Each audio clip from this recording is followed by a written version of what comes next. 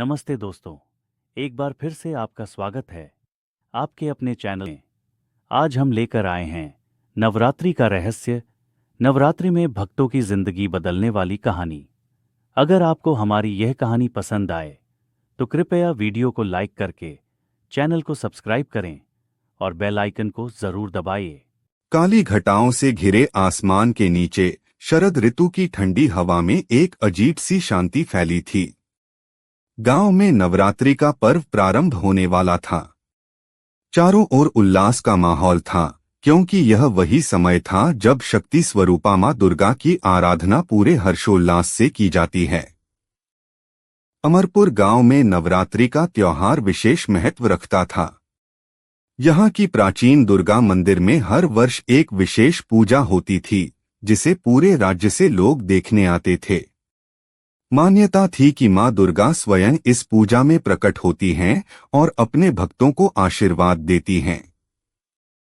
गांव के मुखिया पंडित जगदीश प्रसाद इस आयोजन के मुख्य संचालक थे। उन्होंने वर्षों से इस परंपरा को जीवित रखा था। उनके पुत्र आदित्य ने भी इस पूजा का महत्व समझा था, परंतु वह अपनी पढ़ाई के कारण गांव से दूर शहर में रहता था। इस बार नवरात्रि के अवसर पर आदित्य घर वापस लौटा था। नवरात्रि का पहला दिन आया। मंदिर में चारों ओर भव्य सजावट की गई थी। लोग व्रत रखते, माता की आराधना करते और रात में गरबा और डांडिया नृत्य करते। जैसे जैसे दिन बीतते गए, मां दुर्गा की महिमा और आस्था में और गहराई आई। आदित्य अपनी मां शारदा देवी के साथ मंदिर में पूजा के लिए गया। वह देखता था कि कैसे गांव के लोग मां दुर्गा में अनन्य श्रद्धा रखते थे। एक रात की बात है, आदित्य ने सपने में एक अद्भुत दृश्य देखा। मां दुर्गा अपने दिव्य रूप में उसके सामने खड़ी थीं। उनके चेहरे पर अपार दया और शक्ति थी। उन्होंने आदित्य से कहा, तुम्हारा यहाँ लौटना व्यर्थ नहीं है पुत्र। इस बार एक विशेष लीला घटित होने वाली है। तुम इसका साक्षी बनोगे। आदित्य जाग उठा, पसीने से लथपथ। उसने यह स्वप्न अपने पिता को बताया।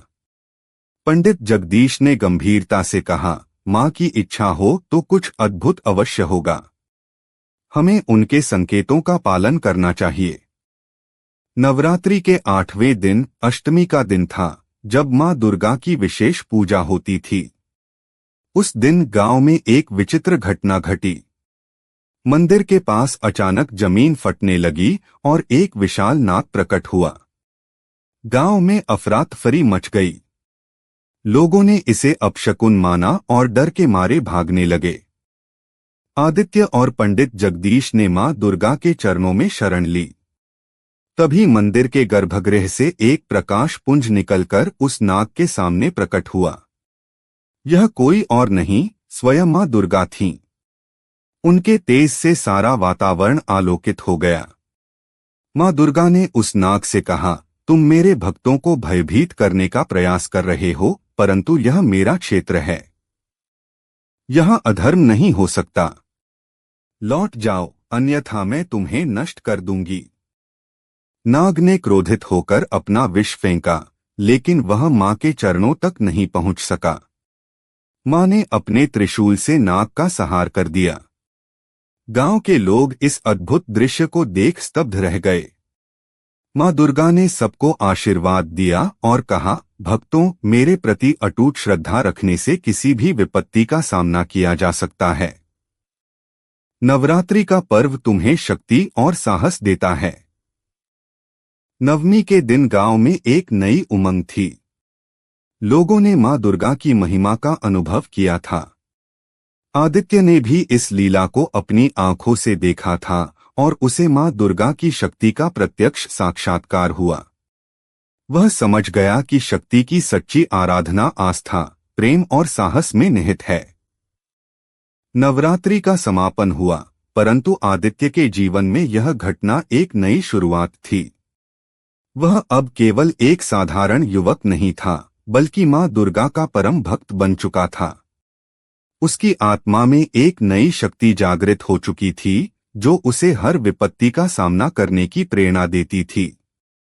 और इस प्रकार नवरात्रि की यह अद्भुत लीला सदैव के लिए अमर हो गई। माँ दुर्गा की महिमा के गीत गांव के हर कोने में गूंजने लगे और भक्तों के हृदयों में उनकी शक्ति की ज्योति सदैव जलती रही।